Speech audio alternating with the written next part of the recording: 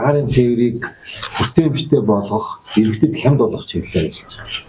Энэ дотор юу орж ийнэ гэхээр зэрэг биднэрт олон улсад байгуулсан хоёр талт болон олон талт хамтын ажиллагааны гэрээнүүдэд орж гэрээнүүдийг байгуулж байгаа.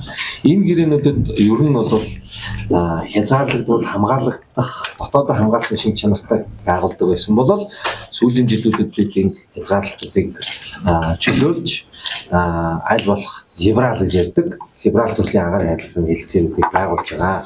Эний нэг сүүлийн тодорхой жишээ бол Америкийн нэгдсэн улстай бид хамгийн дэлхийдээ либерал гэж тооцогддог агаарын харилцааны хэлэлцээр байгуулсан. За ерөнхийдөө агаарын харилцааны хэлэлцээрүүдэд ямар төрлийн хязгаарлалтууд ордог вэ гэх юм бол онгоцны нислэгийн давтамжийн тооны хязгаарлалтыг тавьдаг.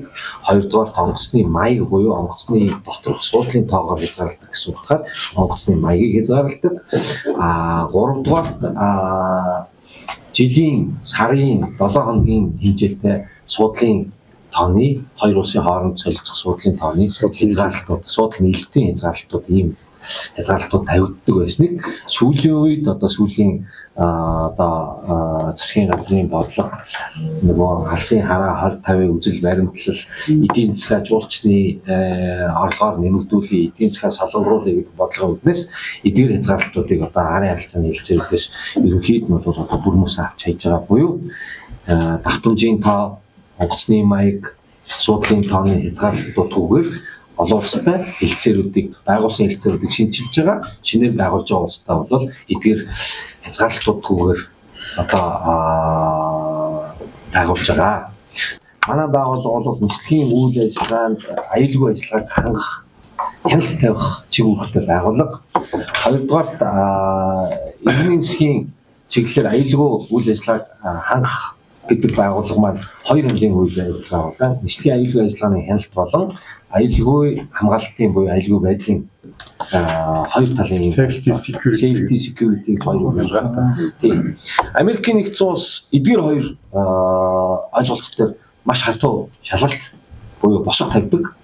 Нэг нь гэвэл аюулгүй ажиллагааны маш өндөр босготой бид Америкийн холбооны нисхийн захиргаа гэдэг байгууллагын 2099 оноос хойш улс орнуудаас авч байгаа олон улсын агаарын тээврийн аудит шалгалт гэдэг шалгалтыг авах хэрэгтэй байгаа. Тэрний дараа бидний яах хэрэгтэй вэ гэхээр зэрэг нисэх буудал маань аюулгүй байдлын үзлэгийн шалгалтын Америкийн стандартыг давж байгаа хэсэг ийм хоёр шалгалтыг авах хэрэгтэй байна. Нисэх компани нисхийн зөвшөөрлөө авах ийм шалгуур, 3 шалгуур том шалгуур авах хэрэгтэй байна.